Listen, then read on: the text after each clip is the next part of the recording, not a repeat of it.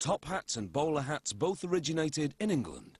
The top hat emerged in the late 1700s as a daring new style, radically higher than the flat three-cornered hat men wore at the time.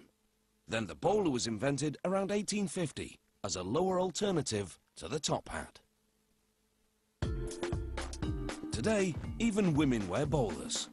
Top hats, though, remain by and large a masculine fashion statement, reserved for formal occasions, from weddings to horse racing. At the hat factory, workers spray a fine mist of water on hoods, pre-cut hat forms made of 100% wool felt. After the moisture penetrates overnight, they steam them for about 2 minutes. The moisture and heat deactivate a chemical stiffener in the felt, making the material malleable. Then they place the hood in an aluminium top hat mold, which applies heat and pressure simultaneously. They place a string in a groove along the perimeter and pull. This rolls back the edge of the felt to form a rim. Then they trim off the excess felt. After about 90 seconds of molding at 110 degrees Celsius, they remove the string and open the mold. The top hat is now dry and fully shaped. However, the felt is still malleable, so to reactivate the stiffener and lock in the shape, they set the hat aside for 30 seconds to cool. To make a bowler hat, the process up to that point is identical, but with a bowler-shaped mold. For both hat styles, it takes 2 sets of hands to pull the hood taut over the bottom part of the mold, to avoid creating pleats or creases.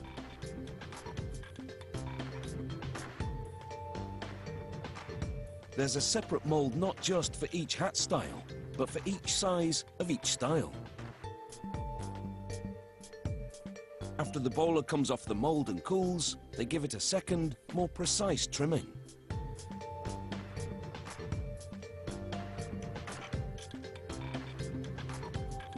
Both styles are finished the same way. First, a seamstress takes a wide ribbon, folds it over the edge of the hat, and sews it down on both sides, encasing the edge.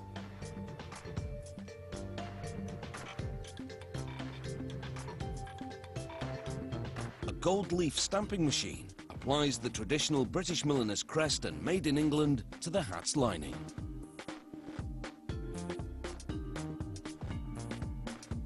The lining fabric is a silk satin blend.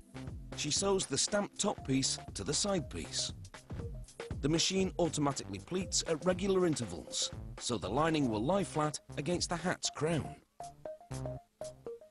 Bowler hats are more rigid than top hats, so they require an extra application of stiffener inside the crown.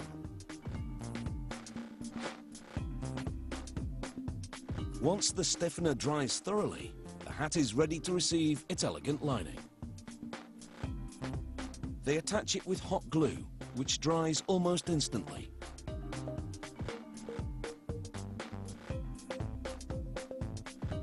Next, they cut a strip of leather to the hat size and sew the ends together with a decorative zigzag stitch. The leather has been specially treated to prevent mildew buildup resulting from perspiration. They sew this leather band to the inside of the hat at the base of the crown, covering the edge of the lining. Not only does this produce a neat and classy finish, the leather band also makes the hat more comfortable to wear by cushioning the forehead.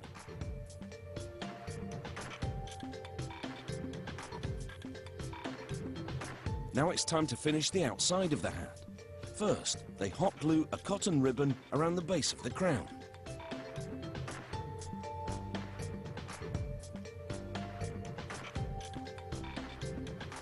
Next, they glue on a matching bow.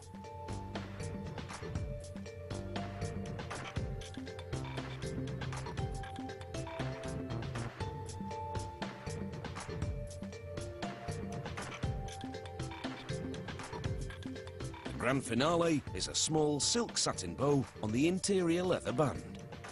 Then below that, the manufacturer's label. A few taps with the sticky side of adhesive tape easily removes lint, dust and wayward strands of hot glue. These elegant toppers and bowlers are the product of several experienced, skilled craftspeople, and I say hats off to them.